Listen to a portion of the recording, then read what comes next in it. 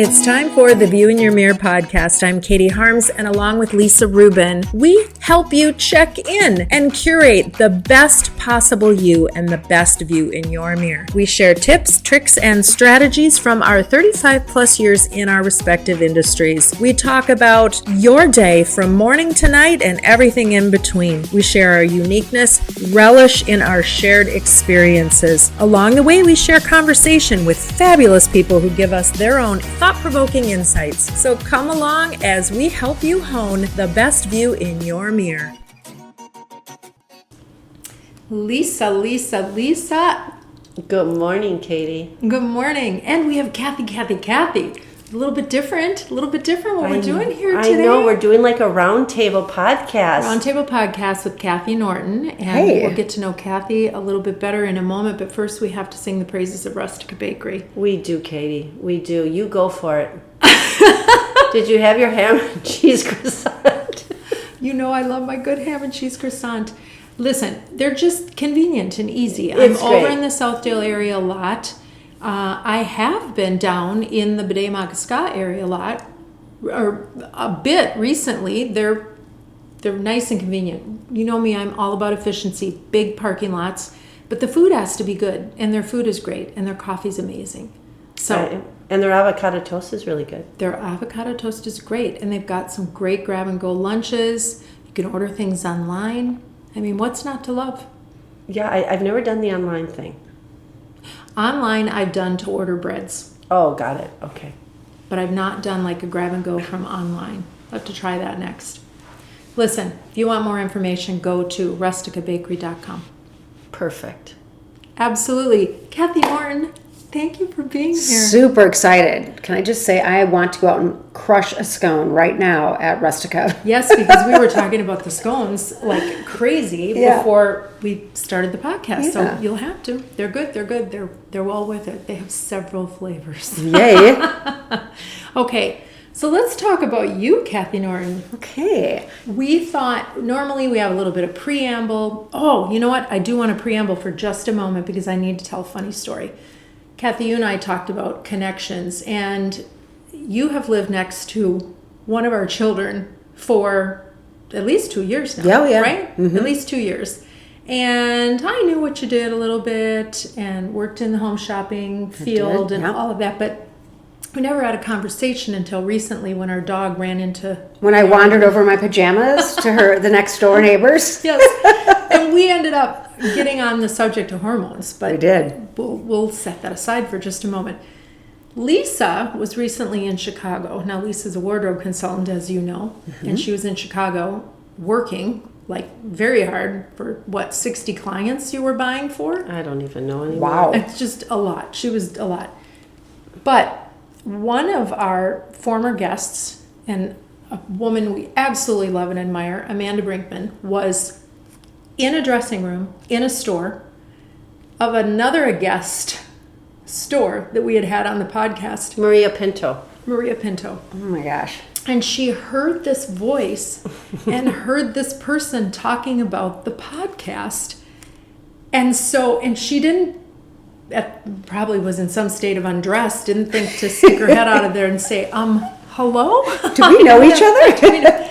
She should have. So we communicated this week, and she said, by the way, were you or one of you in Chicago last week? And so, I mean, that just cracks me up. And all the places that these two people end up intersecting in the same shop.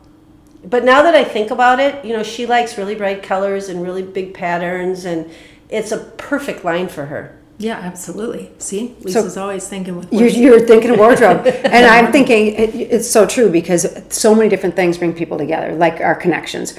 Of course, your daughter, right, was a connection, and we start talking as women of this third chapter, and we find all these connection points, which I think is pretty amazing, and especially when we're now in places in our lives where we get to be more about what we're interested in, not necessarily what our kids are interested in, not necessarily, but what we've been, aspiring to do. Well, and for you, let's talk about your path. You were on, and this is how the conversation started. I said I thought about you because I saw that that your company closed down. Yeah, the network that I worked at for 20 years. I was a home shopping host for 20 plus years. And I did everything from fashion, which Lisa, you and I could talk about that, till the cows come home. Fashion, jewelry, wellness, a ton of beauty. There was jewelry, there was, everything you could think of. So I sold all of those items, but you have to know the pieces. You can't just get up there and wing it. You actually have to do the research. So I did a lot of research with, beauty products, hair products, wellness products, that kind of thing. And worked with some fabulous guests, some kind of fun celebrity stories, but that's for another day. There's some crazy celebrity stories. But doing that for 20 years and then knowing that I didn't really want my headstone to read, "She sold trinkets and baubles." I did not want that. So I knew it wanted to be something else. And through all of this time, I was always standing in front of a crowd of 90 million people watching. And I started perimenopause, menopause transitioning into postmenopause in front of 90 million people. And so for me, trying to control hot flash, brain fog when I'm like, what was I talking about again? Where's my camera? You can't do it. I literally couldn't function, So, and I did this, and because we had so many connections with women our age that were watching the shows, I would get these social, direct messages that says, "Oh, saw the hot flash you were having on television." And so there was this community building. So fast forward, maybe about a year ago, I started saying, okay, there's all the universe is pointing me in the direction of helping women, other women. I'm able to use TV as my format. So I did. Literally during every show, I don't care, Lisa, if it was about fashions, I would talk about hormones and hot flashes and where you are in your menopause journey, whether it was home decor. I could be selling home decor and saying, but it just makes you feel better, doesn't it? It's your chapter 3. So all of those points, all those connections were bringing me to the point where I wanted my headstone, instead of saying she sold trinkets and baubles, to say she helped women all over the world. So I knew I was going to be an advocate, and I knew it was going to have something to do with menopause, since we spend 2/3 of our life in menopause. So when the company closed, I said, yes, now is my time. And literally, I met you at your daughter's, come full circle, that same week when I said, this is going to be my full-time job now. I've been coaching clients in their menopause journey for about 5 months already, but now I'm a certified menopause coach, and which gives me the ability to sit here and preach, but also listen, do a lot of listening. And so that's how I got here. It's a kind of a long and winding road, but it sort of all points to connections. When you say 2/3 of your life, you're in that. It's it hits you in the face. Oh, yeah. It hits you in the face, but let's just go way before that, right? Yeah. For women. Mm-hmm. When you're young and now kids are getting their periods, I've been told at 10 and 11. Sure. Okay. Women are dealing with their hormone fluctuations since the age of 10. 10? Mm-hmm. Yeah. And some people do better at it than others. It's true. Some people hide behind it and don't know how to get out. Mm-hmm. And I was told by my gynecologist, who we had on our podcast, that if you have a hard time with menstruation as a young person, you're going to have just as hard time during menopause.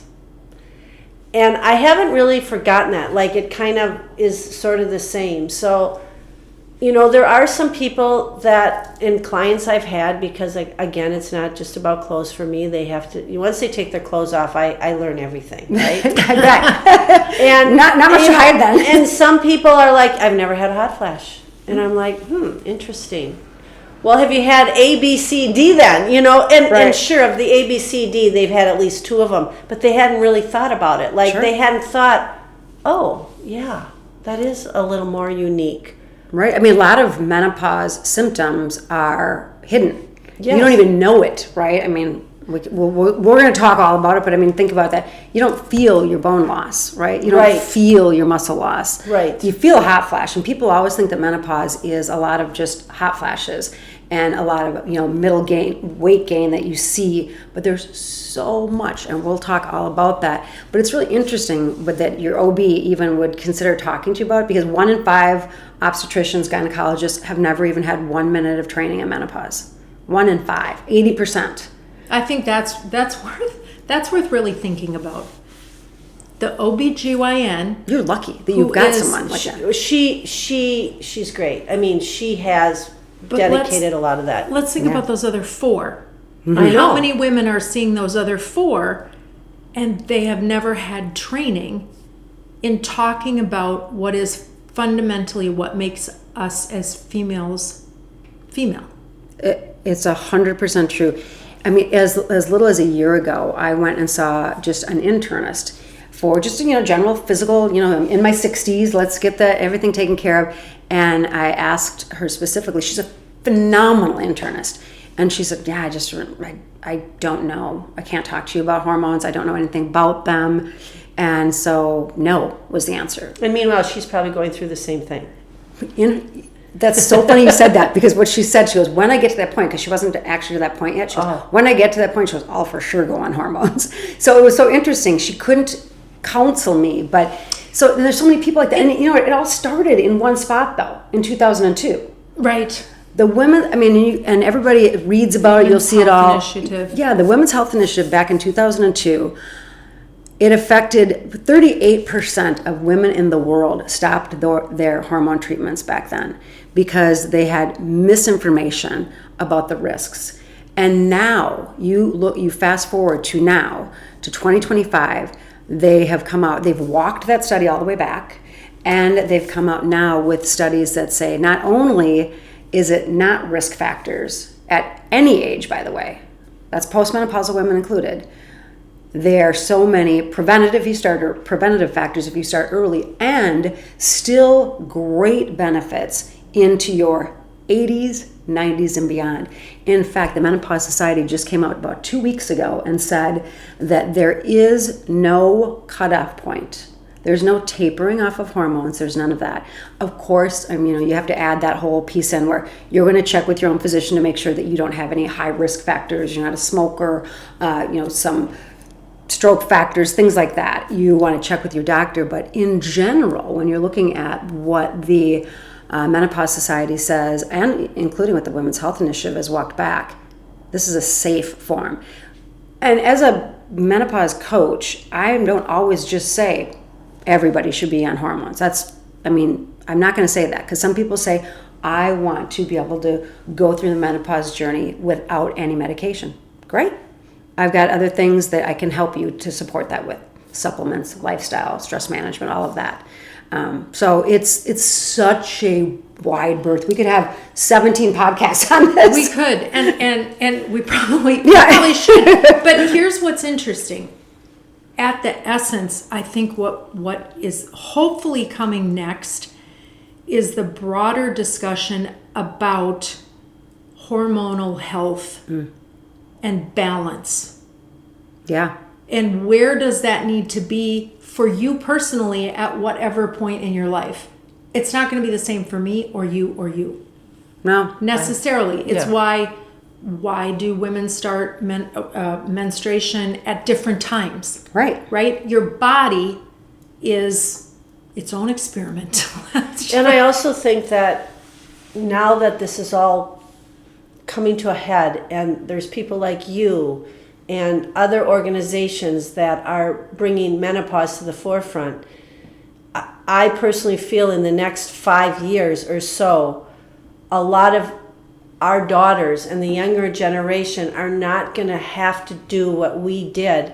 I think there'll be less divorces. I think there's going to be less addiction problems. I think there's going to be a lot of things that are going to happen.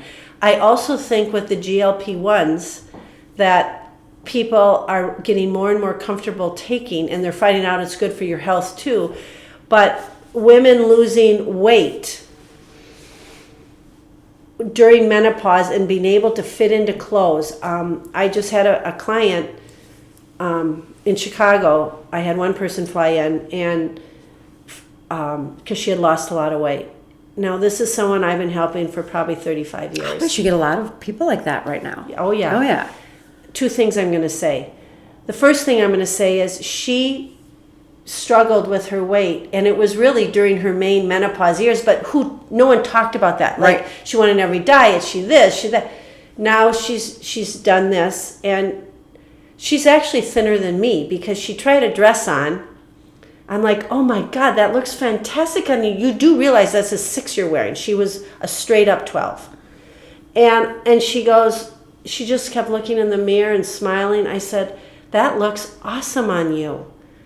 And she said, she lives in Minneapolis.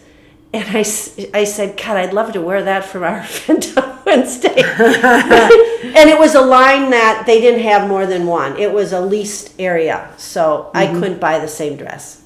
She goes, well, do you want to wear it? And I looked at her and I said, you're thinner than I am now. And I mean, to look at me, you wouldn't think I need to lose weight, right? Yeah. But everyone between 5 and 8 pounds at our age isn't what you were when you were in your 30s to early 40s. And it's in a different spot. She said, no, I'm not. I said, yes, you are. And it was like, you could just tell the emotional part that she's going to process that. Here's the other thing, guys. I was in Chicago for the week. I do this all the time. You cannot find a size 8 in something that is good for a lot of people. Let's put it that way. Like something I would want to sell to many clients anywhere. Why? Because everyone is a size 8. Because everyone's lost weight. The people that are the 12 and 14s and they've done what they need to do, they're down to an 8 and 10. So I wanna take it off of, and that's beyond interesting because when you buy but this is the first time I noticed that. Right, because stores are ordering what they normally order. Right. Because they haven't made the adjustment. They haven't made the adjustment. It's that's what I'm going affecting for. every That's single what I'm area. going for. Exactly. It's like they would order maybe a 0, 1, 2, 1, 4, Right. 1, 6, Right. 2 8s, Right. a 10, 12, maybe a 14 if they made it. Yep. That's how it goes. That's Right. usually a size run. Yeah. Okay. I couldn't find an 8. And then I would have my person who I give a lot of, in all the stores, I'm like, see if you can order it online and just send it to them. Nope. Couldn't find it. Sold out. Wow. And that is a thing. That is, I mean, for sure, GLP-1s, I am a fan as well. And I get asked that question all the time. Do you have to have your hormones in check before you go on a GLP-1? Like, what came first, right? The chicken or the egg? Does the GLP-1s go first or the hormones? It doesn't matter. Because you can do ultimately, either. isn't a GLP is a hormone? It is a And peptides, yes. And peptides, right. So it's so interesting because your clients are exactly where people need to think of themselves, because your client that couldn't believe that you weren't wearing the same sizes because she's seen herself in her brain Right. as a size 12 for decades, right? Yeah. And she probably was told by a million different doctors, well, you say you didn't change your diet. You say you haven't changed your exercise program. You say that you're sleeping. You probably aren't doing all those things. You're probably eating a lot more than you think. And what the whole crux of the matter was hormones. Yeah, absolutely. So that woman who was trained now to see herself a certain way and had a confidence issue with it, had someone just told her, just said, hey, you know what? Let's get your hormones in check, because now that visceral body fat, that weight gain that everybody gets in the middle, we always were told that, let's get you on some sort of fad diet. Man, I tried them all. Every fad diet there ever was, I was on them. And it's so interesting. Same. And yeah, I mean, I think we can say it, a lot of us, I spent hundreds, thousands of dollars with trainers to see no results that were, I felt stronger, which is great, right? But that little visceral fat thing that came with having babies and having menopause, I just thought it was something that was with age. It was hormones. It was 100% hormone related for me. I'm a firm believer in GLP-1s as well. So it's such a bigger picture. I love that you brought that up. It is such a bigger picture. And I think what we go back to is it's not the number on the scale. That's a data point. Oh, yeah. That's a data point. Absolutely. It truly is Absolutely. how we are aging, how we want to age, and how we want to feel, right? We are all aging. Yep.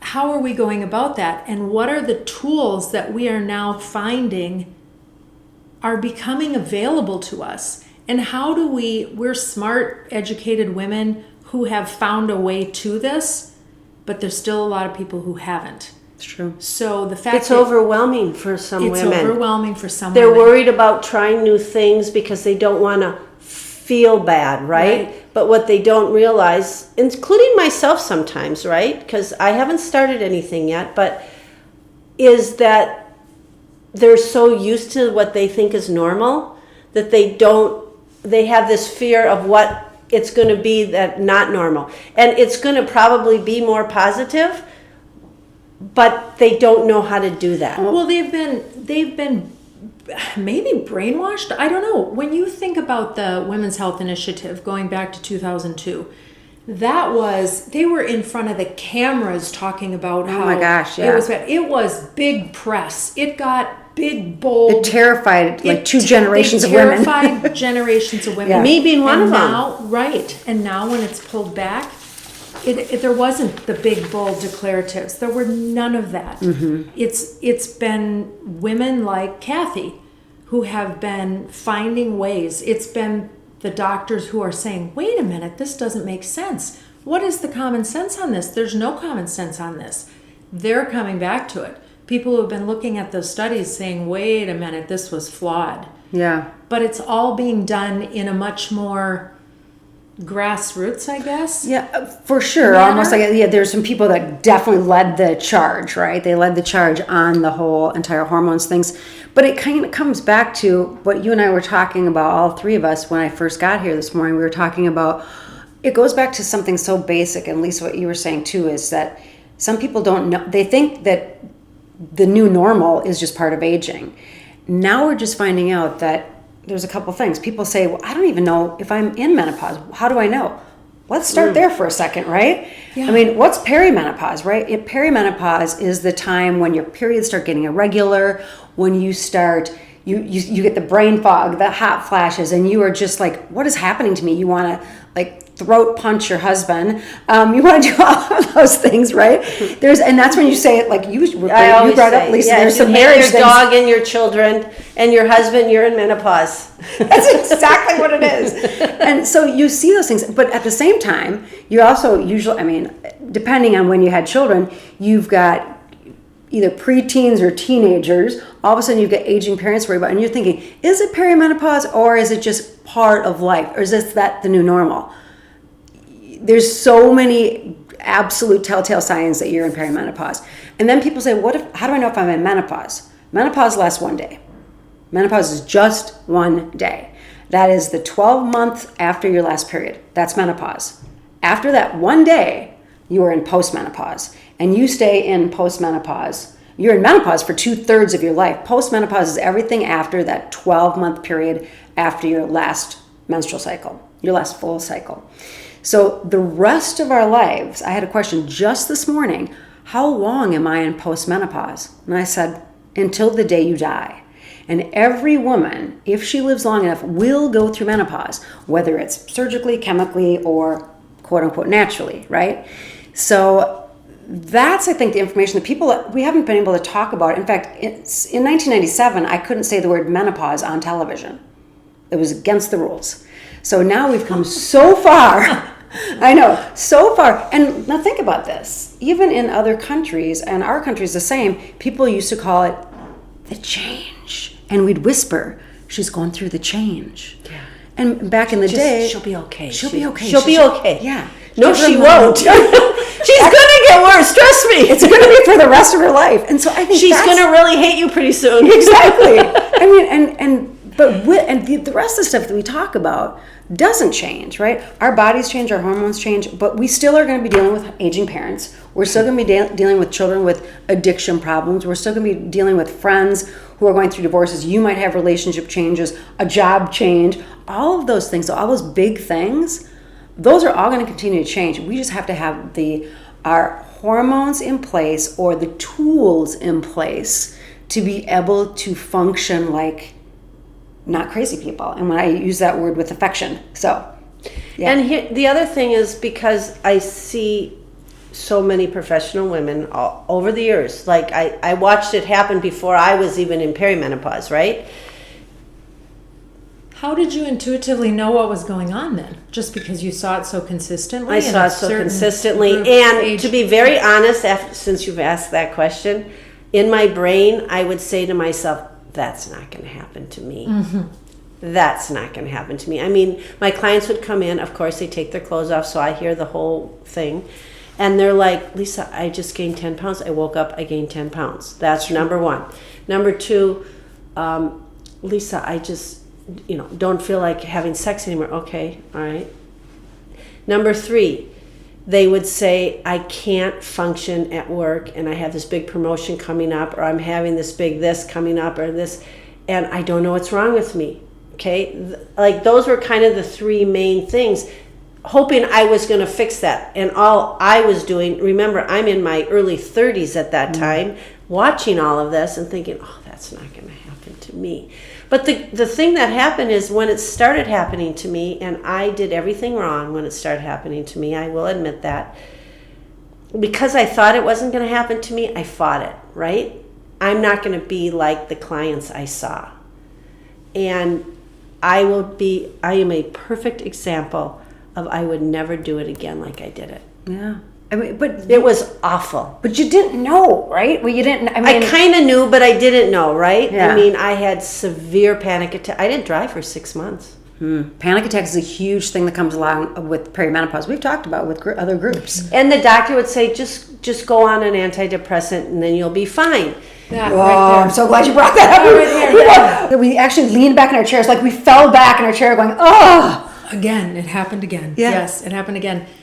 So we've got options. We're starting to see that we've got a lot of options. And when somebody says, I want to go the natural route, what's more natural than hormones? It's something you already have, right? As long as it's bioidentical, yes. So, okay.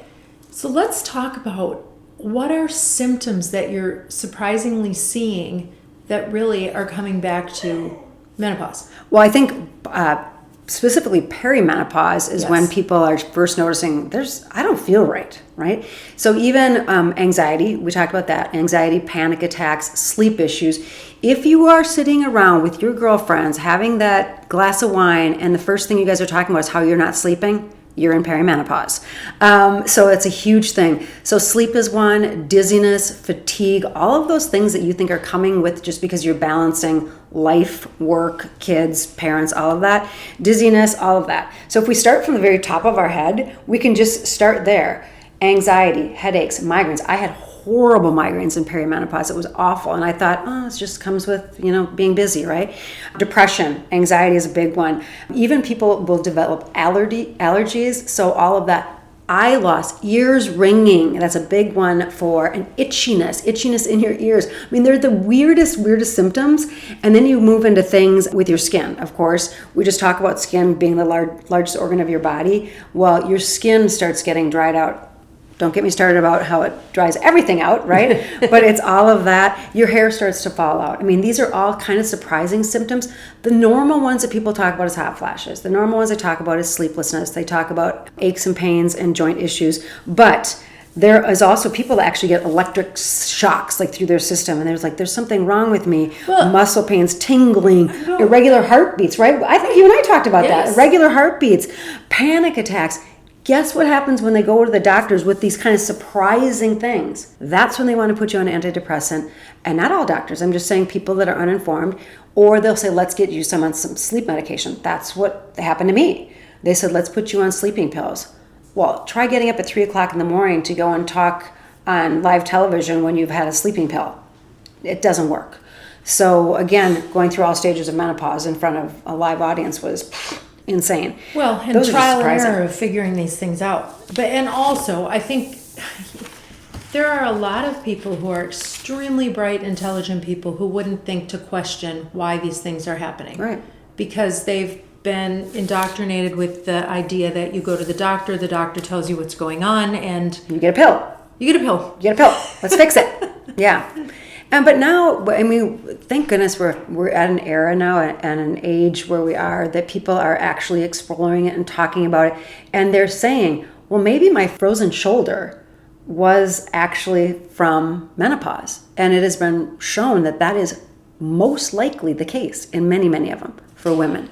So My knees were hurting terribly, and I started on the estrogen, and that was gone within 2 weeks. Let's talk about the benefits of HRT. Now, you guys will, if you follow me along at the Menopause Store, or if you, hopefully I'll be on the podcast again because it's super fun, you'll find out that I'm an advocate for women's health for sure. But also I think the gold standard is hormone replacement therapy, or sometimes they'll call it menopause hormone therapy. So I'll call it HRT, hormone replacement therapy. I'm a huge advocate for it because I think it works for just about everybody. And you can start it when you're in perimenopause, all the way through postmenopause, and the Menopause Society is saying there's no time that you need to stop it. It is beneficial for everything. I'll tell you why I think it's the gold standard. And we'll start with estrogen. Estrogen feeds every single solitary organ in your body. So when you are perimenopausal, your hormones looks like your toddler grandchild just did a drawing. That is, your hormones are fluctuating up, down, up, down, up, down. You're getting irregular periods. That's when that brain fog starts. Everything starts feeling out of control. Anxiety sets in. All of those things happen. That's perimenopause. So then you get to postmenopause, and you've got everything else that comes along with it, the joint pain that you think, oh, I'm just getting older, the forgetfulness, the brain fog. That's not just getting older, that's hormones. So that estrogen is feeding every single solitary organ in your body. It goes crazy and gets all fluctuating in perimenopause, but it drops out to zero when you're in postmenopause. I'm talking low, like almost untraceable amounts of estrogen in your body. So what do? We look at hormones being estrogen first, and estrogen is going to influence positively brain health, skin health, bone health. When we talk about bone health, you're going to automatically think of osteopenia, osteoporosis. I had both. That's one of the reasons. I have both. Yeah, there you go. So this is a huge thing because it'll increase your bone mineral. It actually increases muscle strength, improves flexibility, works on that joint pain. So because it's also an anti-inflammatory, it acts as an anti-inflammatory in your body. And would I rather do that or be feeding myself these anti-inflammatories like Advil every day? I'd rather do the estrogen. Joint lubrication, it actually works in your bowels. So now when they're telling women to take a lot of fiber, which is great, you should, but also people are having all these, irritable bowel syndrome. Where's that coming from? Constipation, where's that coming from? With the estrogen, it regulates bowel movements, improves transmission of the nerves, bladder. When you start talking about UTIs, and especially in postmenopausal women, the recurrence of urinary tract infections, UTIs, is astronomical, and people can die from them. So estrogen affects that. Yeah. I want to take a little bit of a sidebar off of that too. Yeah.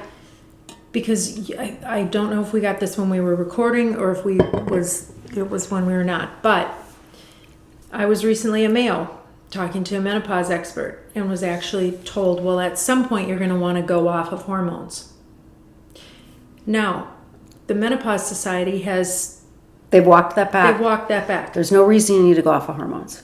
Unless your doctor finds there's a real medical reason, Right.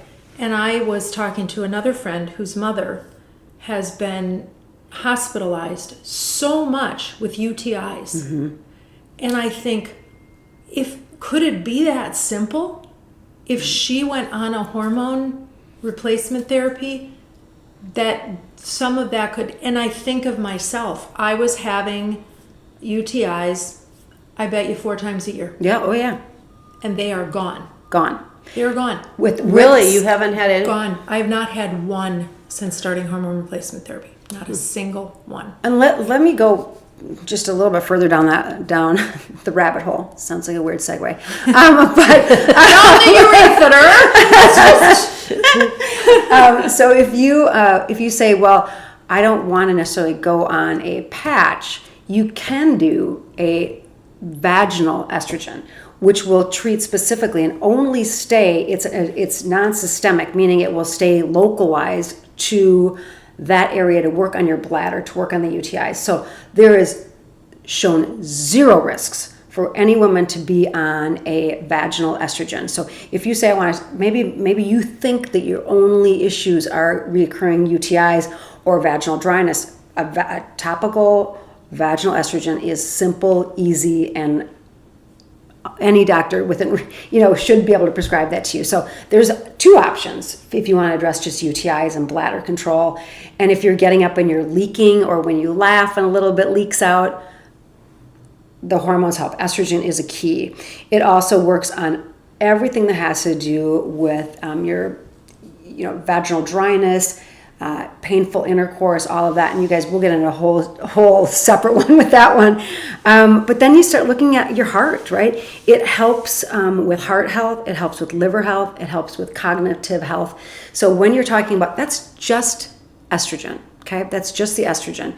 Your body, it's a whole body medicine, right? It travels systemically if you wear it as a patch. That is the gold standard. So can you get a patch that is a dose for postmenopausal women where they don't have, a woman doesn't have to go and worry, do I have to have all these blood tests, or can they just start with a very low dose patch and see in 2-3 months if it's making a difference for her? Great question. So perimenopausal women will probably have a blood test, but your estrogen are all over the map, right? They fluctuate so much.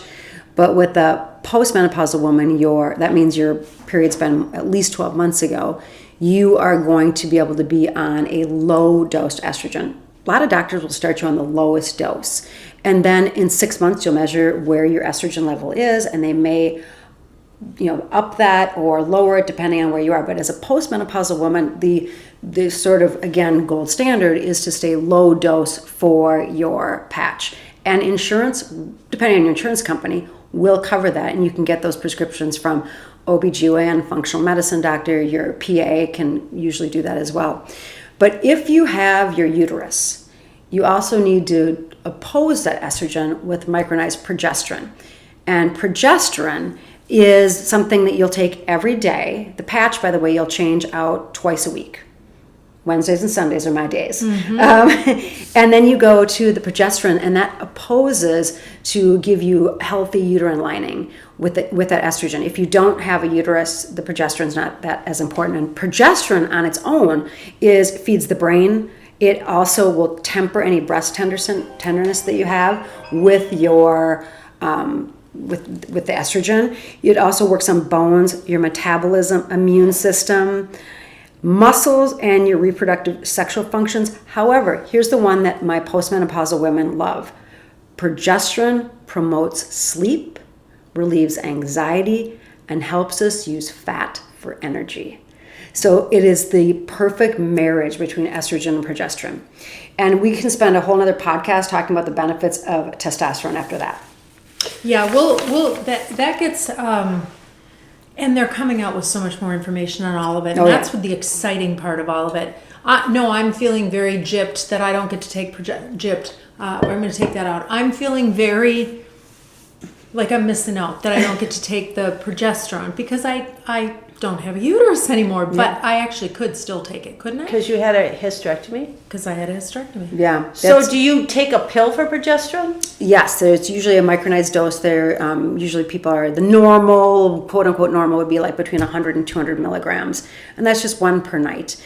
And I take that when I take my magnesium supplement because that's another one. Yeah. And boy, magnesium at night. Boy, there's a lot of people I talk to magnesium. that are at night. Do you take it at night? I do, Katie. Good. Mm-hmm. I take my calcium and magnesium I found one that's calcium and magnesium together that doesn't upset my stomach. Right. And I take that before I go to bed with my vitamin D.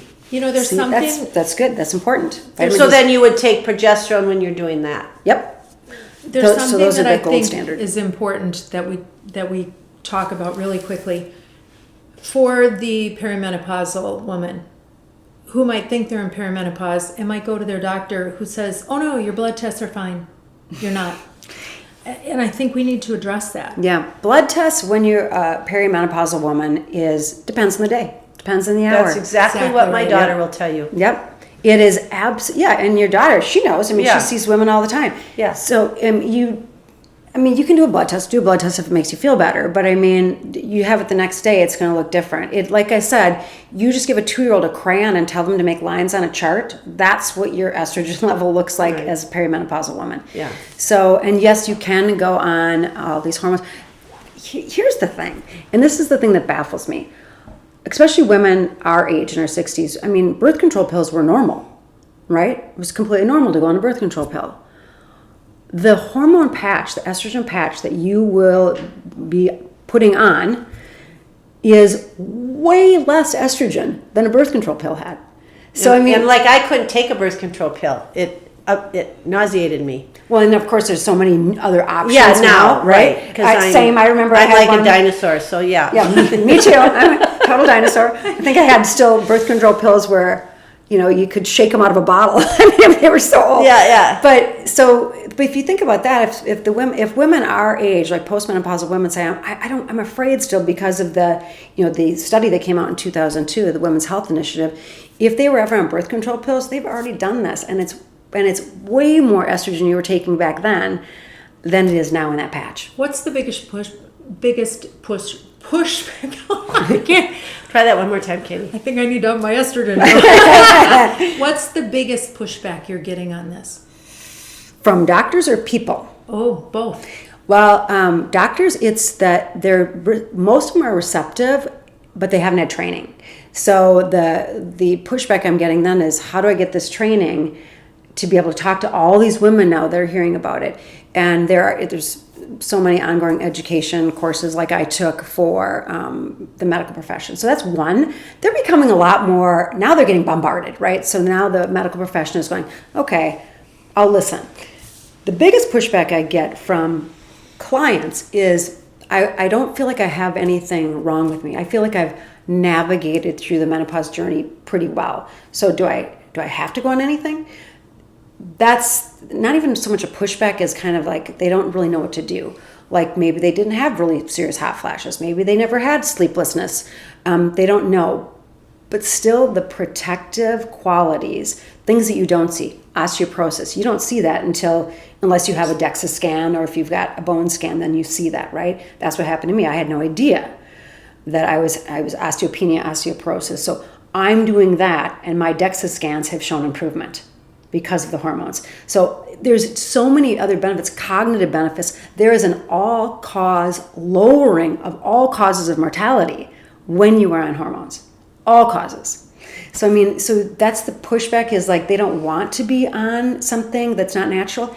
And I've got a lot of clients that are trying a natural way first, meaning no bioidentical hormones. And so they're doing things like nutrition, movement, stress reduction, sleep optimization, and supplements. Supplements like we talked about with the magnesium, with turmeric for all the different things. If they have hot flashes, we'll talk about turmeric. If they have sleep things, we'll talk about, self-care is a big one.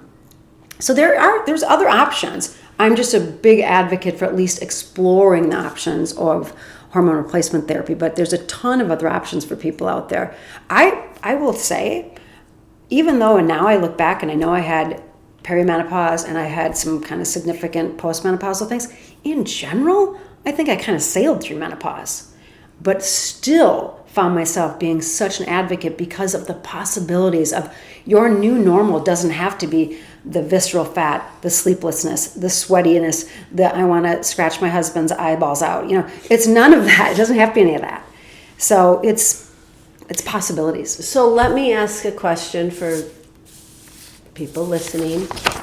How would they get started? Like, there's a fear factor here. It's not any different than someone's going to hire me for clothes, and they've never had anyone do that for them. There's always that fear factor to get started. Unknown, yeah. So what would you suggest would be the easiest thing for them to do to start engaging in this option? If you have an established OBGYN, ask the question. Go see them. A lot of times you're in there anyway for your annual exam. Go see them, see if they're willing to engage in that conversation. There's so many online options for you to explore as well. If you say, I just want to talk to a doctor online, you can do that. There's a lot of online options. We've talked about there's other plans out there. You can certainly do that. A functional medicine doctor, you won't even have to get undressed. You'll just sit there and talk about this with a functional medicine doctor. Your PA generally will have known as much as your OBGYN would. So you just set up the appointment and specifically say, I'm here to talk about hormones. I'm here to talk about hormone replacement. Then they know what you're coming in for too. And maybe you can even question the person who's making the appointment saying, is this the right person? Your best bet though is to go right to the menopaussociety.com and you can find a certified either menopause doctor or PA in your area, no matter where you're listening from. And they will give you a doctor's name that is either specializing or at least open to talking to you about hormones. Now that makes sense. I think it would be interesting if you made the connection and you called your regular doctor's office to make an appointment and said, I want a menopause appointment. And if they don't know what that is, or we don't do that, or what, and that gives you an answer right there, right? With maybe your doctor you've been seeing for a long time. But that information off the Menopause Society. The Menopause Society will give you a whole list of practitioners in your area, and you can do that. But start with your own doctor first. You may be surprised. And they may say, hey, I'm all into it now. Let's talk. Because I think a lot of people are seeing that that's the wave of the future. And I think, Lisa, you talked about that like within 5 years, I think this might be standard protocol for women. I mean, once you hit menopause or even are having symptoms, instead of being that first one that's going to get a antidepressants, anti-anxiety, or sleeping pill, they're going to say, let's see if hormone works for you. I mean, hormones are natural. They're natural. It's what God gave us in our body. Yep. It's regulating them. I'm not a doctor, but what information I have now taken in from different resources, it's regulating how much does your body need to move forward. And again, everyone is different. But it's not like the GLP-1. Yep. That is not natural. We weren't, what's in that is natural. It's natural, but it's not something that's the next step, I think, for people. Like that's a big step if people want to try that. But the hormone replacement therapy, why wouldn't you try it? Well, it's interesting. I have a statement from the Menopause Society again, and here's what they say. For women over 65, a low dose hormone is a safe and beneficial option for them. And here's why. It improves your quality of life. Right. And isn't that what we're mostly That's what we're here for. That's what we're all here for. Not mostly. We are all interested in a better quality of life. And everybody's going to like the clothes in their closet. Well, it's so true. To you, Lisa. Absolutely. No, but in all seriousness, Katie, really, we get up in the morning. Yes. Everybody has to put clothes on to leave their house, or they're going to get in trouble. Just think about how much smoother true. your entire day will go. Think about what your life looks like if you're balanced. We talk about being balanced in every way. So many people are so busy right now. And they have so much on their mind, and there's so much going on in the world. I just think that we're at a place right now where if women can just take that extra hour to 2 hours, to me, this is self-care. It's 100% self-care. It's not, when you say self-care, it's not the facials, the massages, the Botox, the blowouts, the makeup. This should be priority self-care. And self-care is, I mean, you're so right about that. Self-care is something that as women, in general, most of us, let me just speak for myself. I was programmed to be a pleaser, to be a caregiver, my mom is a caregiver. So I've been a caregiver. So every human and animal that I've ever had gets put before me. Right now we're in a stage in our life that maybe, things have gotten at least a little bit calmer between, your kids maybe are on their own. They don't need as much attention, although that's debatable. I don't know about that. Well, I have all boys, but they've got wives now. In all fairness, do we just want to be around them more? Yeah. I think they need you in different ways. They do, 100%. And they need them that in different ways. Oh, for sure. And they need the compliment of what you see that they're doing that's really good. Like you've been telling them what to do their whole life, but now when you see them do it on their own, just that little bit of praise from their mother saying, you did a really good job. That was really nice. Like that means the world to them too. So that's a whole other podcast. We could talk so much about, when the kids get older and how that interaction between parents and kids, and that whole And different grandparents. change. And grandparents. And being grandparents. I've got, we take care of aging parents now and all of that. But yeah, it's a whole thing. But yeah, I mean, improving quality of life, I think, is the biggest part of it. And I think it's important to, I think I've already said that I felt like I sailed through menopause, but I'll tell you what, when we talk about quality of life, when I went on that hormone patch a year ago, all of my labs changed for the better. But the funniest thing is, my husband, who I've been married to for 40 years, he said, something's different about you. And I'm like, wow, what do you mean? He's like, all of the rough edges have been knocked off. Everything now that used to bug me, like I seriously wanted to throat punch him like half the time, it was nothing, no big deal. Things sort of, I was sleeping better. The anxiety wasn't there. I was doing some self-care. I was getting actually to my Pilates classes and saying, I actually had a boundary or two where I could actually say no to things. And he's like, wow, it's like, you're just living your best life. And I'm like, that was it. That's how I say it was.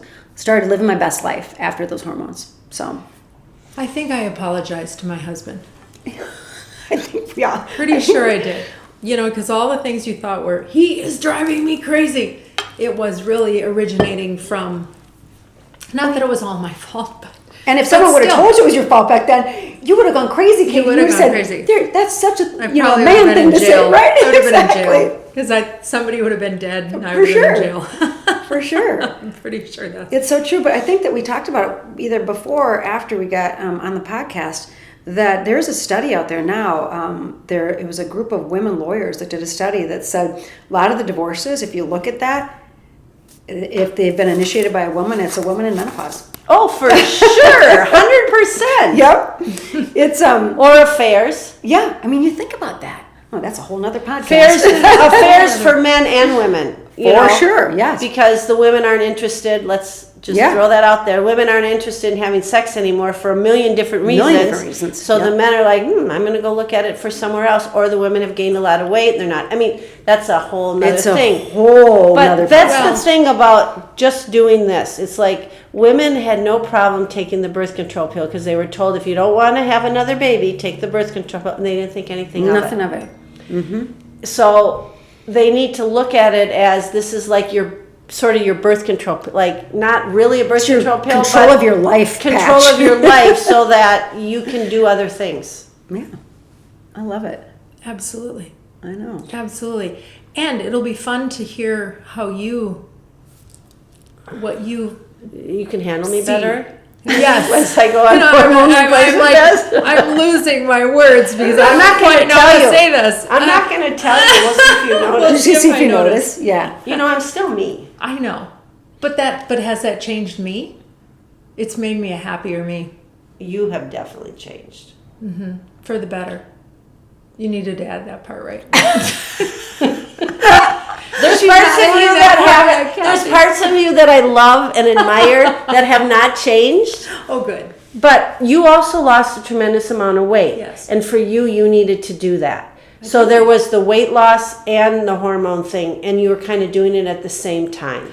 The thing that's interesting, and I hope there is not the same shame that's going on with talking about menopause for women that there was with the GLPs, that is still going on. Oh, yeah, there's a lot of shaming about that. And that's the saddest part about it, because in no part of my life have I ever not given things my all. And that included trying to figure out how to get my body back to where I felt like the most effective me. It wasn't a number on the scale. I understood the fact that the number is a data point. Mm-hmm. It truly was about how I was feeling, what I was able to do. When I went skiing, how I felt when I fell, all of these things. And so having this tool, and there's been so many specials. Oprah did a special on it. She's done podcasts on it where she's really dug into, if you look at weight has been treated almost like alcohol was treated back when they would say, oh, it's just a character flaw. You just have to work harder to stay away from it. No, it is a disease. So obesity is a disease. There's something in your system that I am not smart enough or medically trained to be able to talk about. But it is the same thing. Menopause is not a disease. Menopause is a natural progression of life. And to be able, and post-menopause, and just to be in a state of being where you are comfortable and enjoying your life, don't beat yourself up so hard and say, oh, I can do this, or I can do this on my own. This is on your own. This is on your own with a little bit of help. Yeah, that's 100% true. And, you know, I had so many of my friends and family members running through my head when you were talking about that. Weight, you know, all of it comes back down to taking care of yourself, right? Mm-hmm. If you, whether it's you're doing GLP-1s or if you're doing hormones, or even if you were just saying, I'm going to take time to be able to make nutritious meals, you know, get some self-care time, get some time in, you know, for whatever exercises, get out and walk, you know, feel the grass with your bare feet, you know, all of those things, right, that come down to just actual self-care. That is, I think, the biggest sort of wake-up moment for women when they get in chapter 3, is that no one else is going to make the time for us. We got to do it for ourselves. And we have to be able to surround ourselves with people that support each other. I mean, come full circle. We talked about those connection points. Us three connected because we've got this shared passion of, you know, empowering women, and whether it is, you know, talking about hormones, whether it's talking about weight loss, organizing spaces, dressing the part, and feeling good, feeling confident. I mean, it's all one big conversation. It's all one big conversation. How do people get a hold of you if they want to get more information? You can follow me at The Menopause Store. You have to include the Menopause Store.